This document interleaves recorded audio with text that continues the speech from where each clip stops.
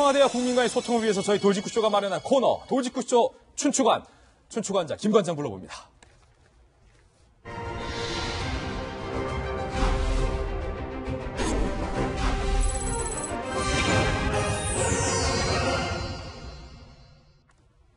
네, 돌직구쇼 춘추관 코너 시작했습니다. 저는 돌직구쇼 춘추관장 김관장 인사드립니다. 오늘 춘추관장 김관장이 준비한 3가지 춘추관 뉴스 하나하나 소개해드리겠습니다. 첫 번째 춘추관 뉴스입니다. 오늘 돌직구쇼의 첫 번째 춘추관 뉴스는 바로 이겁니다.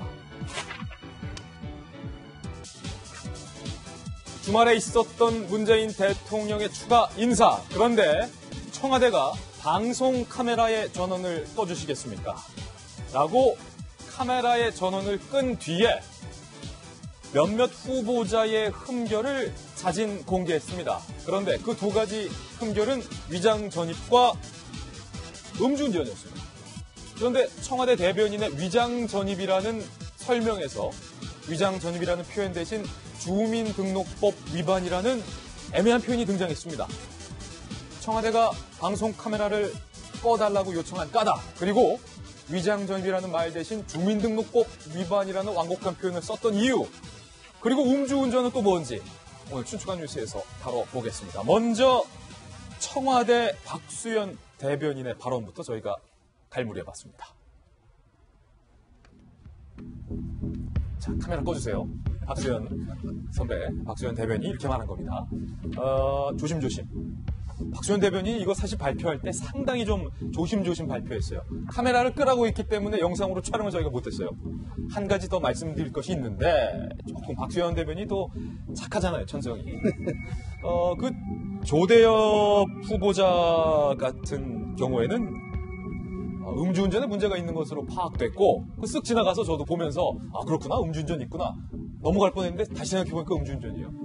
그리고 송 후보자의 경우 주민등록법 위반이 확인됐는데 이것은 뭐 송 후보가 군인이라 군인의 특성상 발생한 문제로 파악이 됐다. 이렇게 상당히 조심스럽게 카메라를 끄고 발표를 한 겁니다. 청와대 관계자가 또 부연 설명을 했는데요. 내부에서 높은 기준으로 철저히 봤다. 특히 조 후보자의 음주운전은 맞으나 사고로 이어지는 것은 아니었다. 이렇게 부연 설명을 내놨습니다. 야당의 반응 저희가 취재해봤는데 하나씩 보죠. 먼저 자유한국당부터 볼까요? 김성원 자유한국당 대변인. 청와대가 발표한 흠결들이 빙산의 일각은 아닐지 염려가 앞선다. 이렇게 말했고요. 국민의당 김유정 대변인입니다. 청와대의 선제적 고백이 곧바로 면제부가 되는 건 아니라는 것을 분명히 해야 된다. 바른정당 오신환 대변인. 사과도 없고 새로운 인사 기준도 없는 일방적 내정은 국회를 무시하고 국민을 경시한 처사다. 정의당 반응도 나왔습니까? 매우 아쉽다. 정의당조차 후보자의 진심 어린 사과가 선행돼야 한다. 이제는 정의당도 음주운전과 또 위장전입은 유감이다 라는 반응을 냈습니다. 청와대의 이른바 자진 공개에 대해서 네티즌들의 반응도 좀 살펴봤습니다.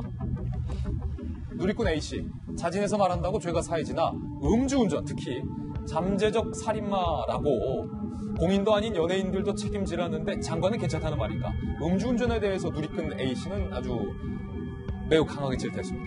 누리꾼 B씨, 음주운전한 사람을 후보자로 지명하고 저렇게 당당한 건 문재인 정부가 처음인 것 같다. 누리꾼 반응인데 오늘 조간신문에 소개가 된 누리꾼 반응이라는 점 다시 한번 말씀드리겠습니다. 이런 얘기도 나왔습니다.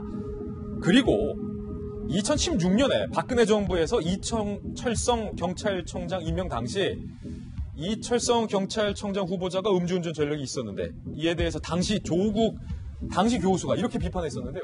음주운전 단속의 주무부처 총책임자가 과거 이런 범죄를 범하고 은폐까지 했는데도 임명했다라고 말하면서 당시 임명 당시 미국 같으면 애초 청문회 대상 자체가 될 수 없는 게 바로 음주운전이다.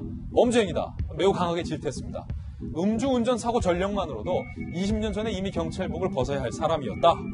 조국 수석이 음주운전에 대해서 매우 강하게 질타했던 2016년 발언까지 나왔습니다. 이번에 조국 수석이 조 후보자의 음주운전에 대해서는 입장 나왔습니까? 제가 뉴스를 못 찾아봤었는데. 아직은 안 나왔죠. 이거 안 사실은 나왔어요. 이 인사를 가지고 최종 검증하는 자리가 민정수석이기 때문에 그 내용을 몰랐을 일이 없을 거라 생각하고요. 조국 수석 같은 경우는 과거에 했던 여러 가지 칼럼들이 있기 때문에 이 내용들에 대해서 앞으로 비판받을 소지들이 계속해서 나올 것 같다는 생각이 들긴 합니다. 근데 이 음주운전 문제는 저는 좀 지적하고 싶은 게요.